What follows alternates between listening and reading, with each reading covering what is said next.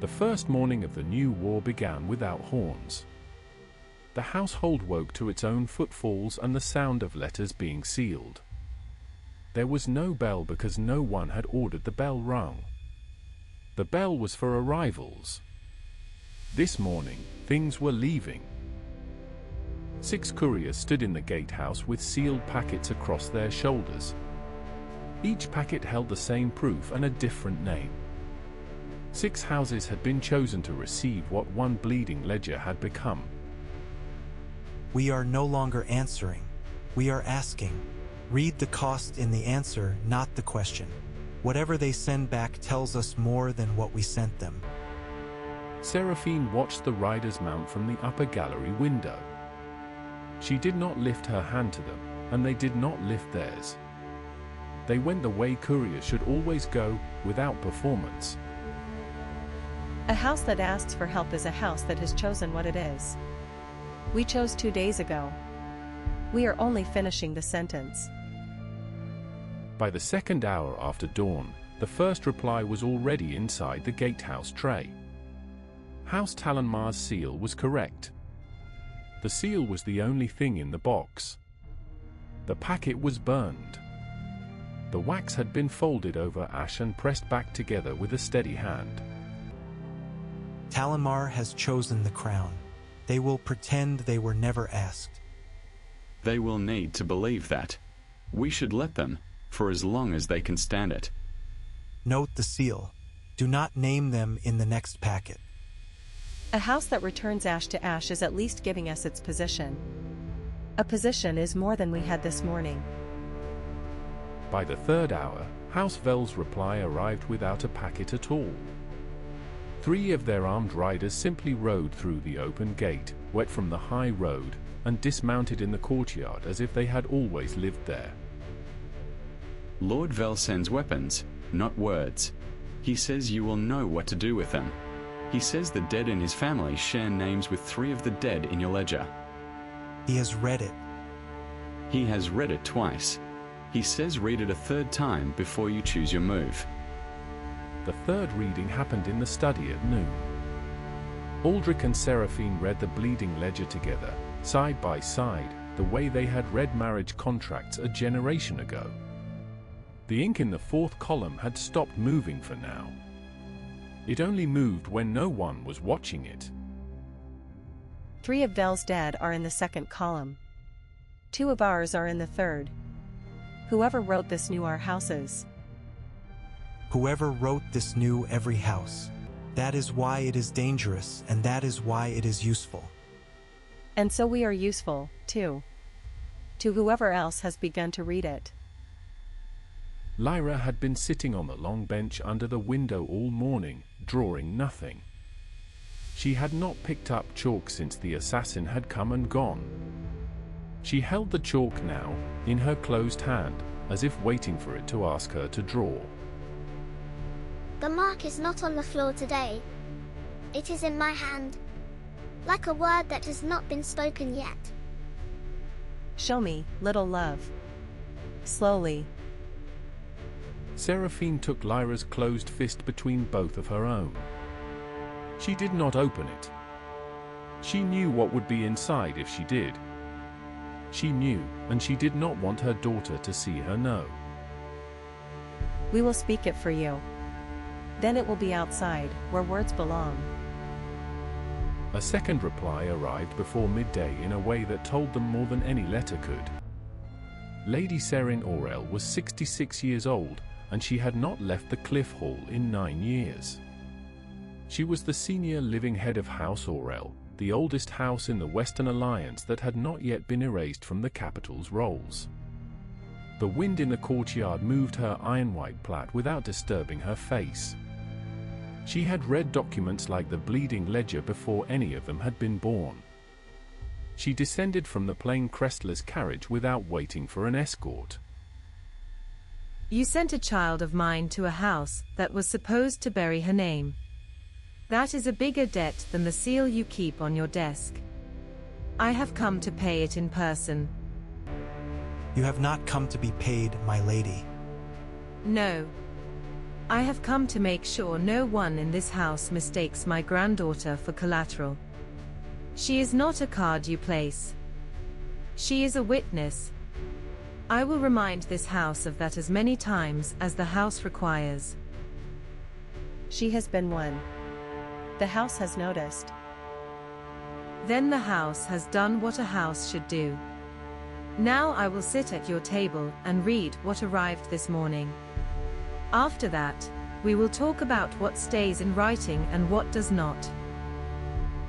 Wren met her grandmother at the hall steps.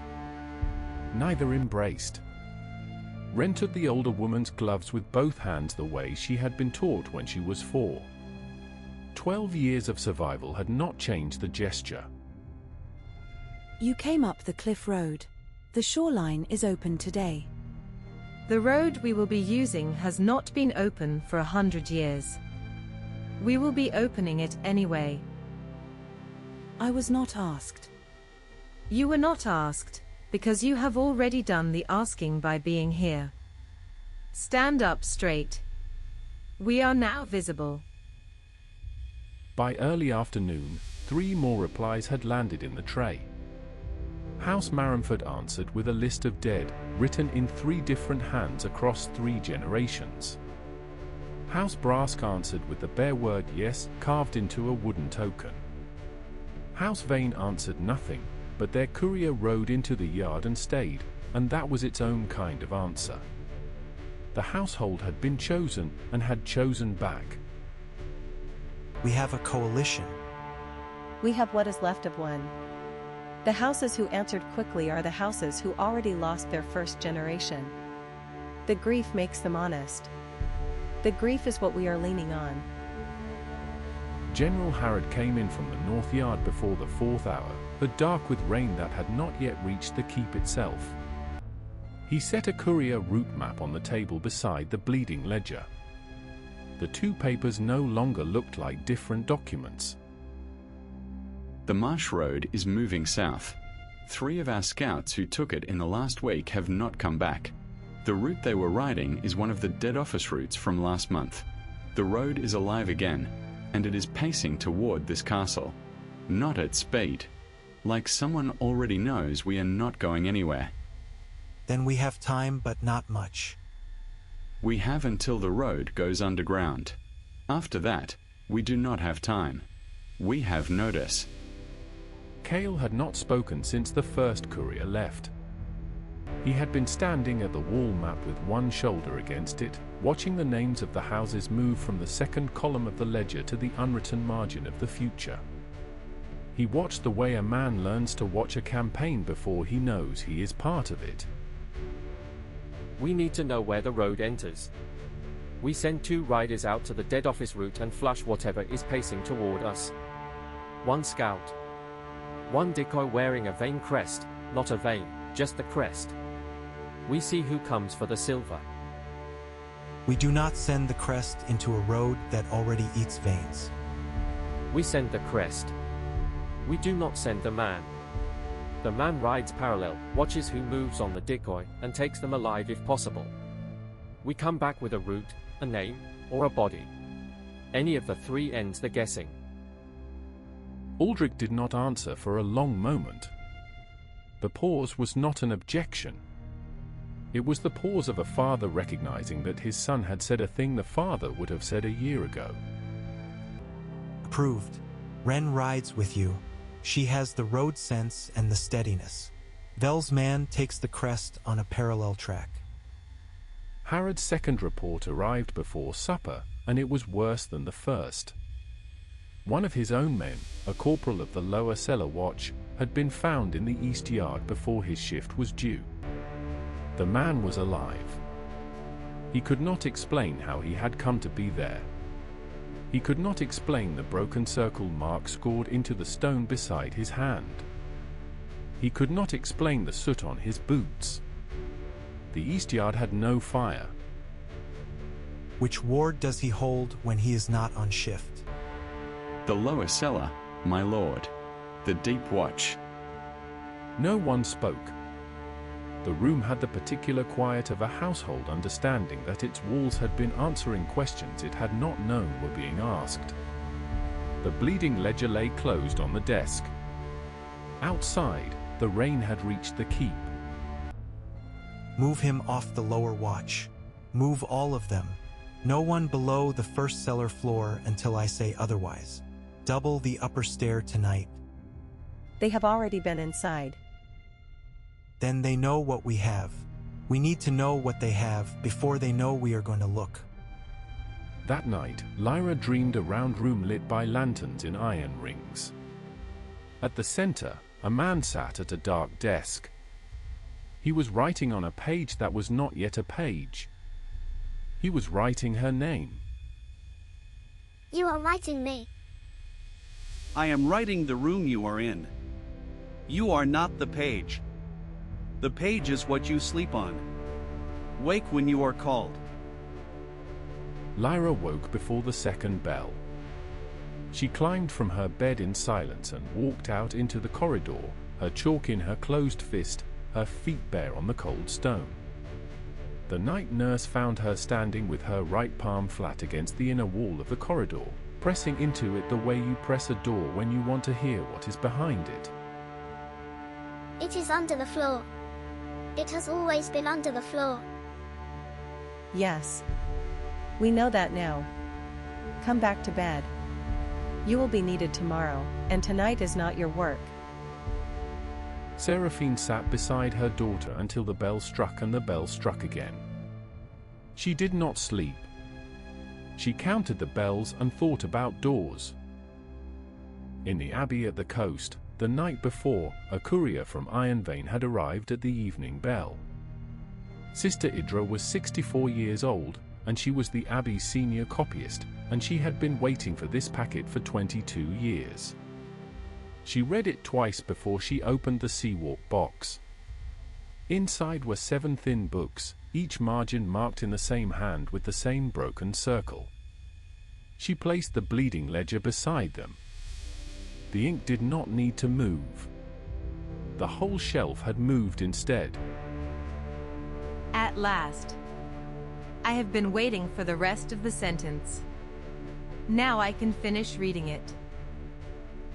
By morning, Sister Idra was on the road to Ironvane with the 7 books bundled in waxed canvas across the saddle of a slow grey mule. She did not bring an escort. She had a different kind of armor. At dawn of the second day, Cael and Wren stood in the yard in plain travel coats. The mission was Cael's idea and the target was Aldric's. Find where the road enters. Find what it carries. Come back before dark. If he speaks to me, may I answer him? You answer with your face. You do not answer with your mouth. Your mouth is for after. You are sending an Orelle and a Vane down the same road. I am sending 2 heirs to settle whether the road still answers to the dead office. Then you are sending a question I have refused to ask for 40 years. Be sure you want the answer. They did not speak before they rode. They did not speak when they rode. They had been doing this, the parallel tracking, the silence, the economy of signal between them, in the practice yard every morning for 3 weeks. The practice yard had been training them for a road. The road was this one. The marsh road was wet at the second checkpoint and silent at the third. Vell's man rode the crest track 20 minutes ahead of them, the silver vein pin loud on his shoulder against his dark coat. He was a quiet man. He had volunteered knowing what the crest was for. The ambush did not come at the third checkpoint. It came at the fourth, where the road bent into a copse of black alder and the reed stood tall enough to hide horses standing still. 2 riders came out of the alders in a dead run, barely broke their stride, and put a crossbow bolt through the decoy's throat without stopping. They wheeled for the south. They did not check whether he was dead. They had done this before, on this road, more than once. Cael and Wren took them at the fork. There was no signal. There was no time for a signal. Cael went left because the ground was already left. Wren went right because the second rider's horse was trained to wheel right and she had been watching its feet since the alders. The first rider went down hard under Cael's blade, the way a man goes down when he is not expecting a second opponent and has already committed to escape. The second wheeled and drove straight at Wren. Wren did not move out of his way. She dropped below the strike, came up alongside the horse's neck, and dragged the rider off the saddle by his belt. He hit the road face first at speed. He was still moving when Wren put her knee in his back. Down. Hands flat. Now. He went flat. His hands went flat. Wren held him with the particular certainty of an Orelle trained to hold rooms, not people. A room is only as held as its most frightened person. This man was very frightened. The satchel. Right shoulder. Cut the strap. Cael cut the strap and lifted the satchel free. Inside the oilcloth was a folded list, 3 lines deep across 2 pages. Every line was a name. Every name belonged to a child. Lyra is here. Read me the second column. You are here. Halfway down. Wren Orelle. Date of birth correct. And the third column. A name that is not on any of our lists. A child of Talonmar. Talonmar refused. Talonmar burned the packet. Talonmar still has a daughter on this list. They refused to fight. They did not refuse to be written. Wren held the prisoner in the mud for a long moment without speaking. Neither of them was 16 in that moment. They were the people their houses had been training for, and they had arrived sooner than anyone had wanted. Bind him. We take him alive and we take the decoy's body on the spare horse. We ride back before they know we have him. He will not stay useful long. They will know by morning. Then we make him useful tonight. They returned to Ironvane at dusk with 1 prisoner, 1 satchel, and the body of Vell's volunteer. Sister Idra arrived from the coast at the same hour, her slow grey mule coming through the gate behind their horses. The household had not planned the timing. The timing was its own kind of sentence. That night the prisoner sat at the small table in the study corner with Sister Idra across from him. She did not ask him for confession. She asked him for handwriting. He gave her his hand on a piece of plain paper. You did not write this list. You carried it. There is a difference. Do you know the difference, or do you only know the route? I know the route. The route ends under your floor. Which floor? Be exact. This floor. This castle. This keep. The road goes down 4 turns under your west cellar and opens onto a chamber that has been there since before this house was built. I have only delivered to the door.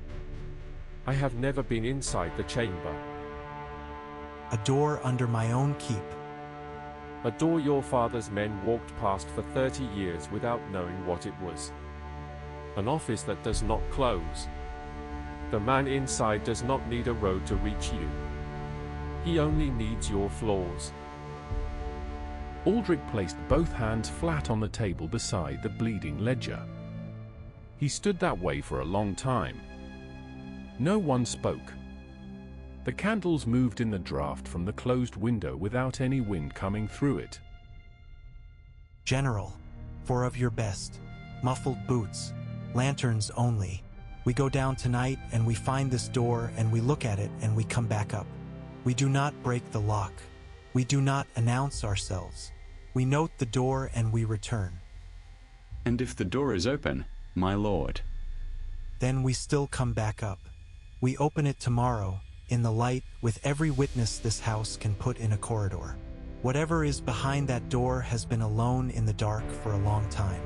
When we go in, it will not be alone anymore. They descended the cellar stairs for a breast in the second hour after midnight. Harrod went first.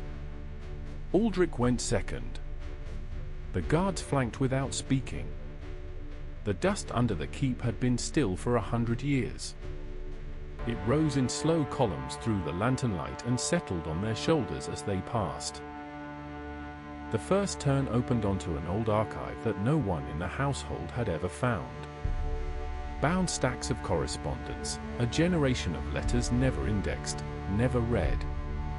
The second turn opened onto a corridor with iron sconces set into the wall and lamp oil that had been refreshed within the last 10 years by hands that were not Vane.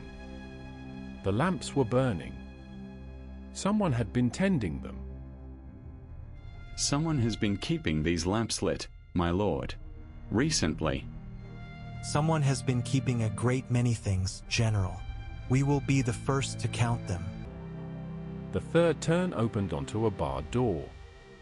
The bar was old iron, pitted with salt and age. The lock was new. Not recently installed, recently replaced. Cut and fitted within the year, by a craftsman whose mark matched no guildmaster's stamp that Harrod knew. Aldric placed his hand flat against the wood. He held it there. The door was warm. Not warm the way stone holds the day's heat. Warm the way something is warm that has been near continuous work, or near a fire kept for a purpose, or near a person who has not moved from his place in a very long time. Through the door, very faintly, just below the sound of 4 men breathing in a cold corridor, the scratch of a pen on paper. Then silence. Then the scratch again, unhurried and precise, the way a man writes who has nowhere else to be and no reason to stop. He knows we are here. My lord, I can break this lock in under a minute. No, we go back up. We do this correctly, or we do not do it at all. Whatever is behind this door has been writing alone in the dark for 100 years. When we open it, it will not be alone anymore, and it will not be able to pretend it was. That requires witnesses. Every witness this house can give us. They climbed back up the cold stairs in single file. The door behind them stayed closed. The lamp oil burned in the sconces without being attended. The pen scratched on through the darkness as if no one had come and no one had gone. He had not been startled. He had simply been notified. Upstairs, in the study, Lyra Vane sat on the bench under the window with her chalk in her closed fist. She was not asleep. She had not been asleep since before Seraphine had carried her back to bed. She lifted her head when Aldric came through the door and looked at him with the particular calm of a child who has already decided she is not afraid. He heard you coming. He has very good hearing. Yes. Is he finished writing? No. We will finish it for him. In the morning. The pen beneath the keep scratched on through the rest of the night. Lyra did not draw anything.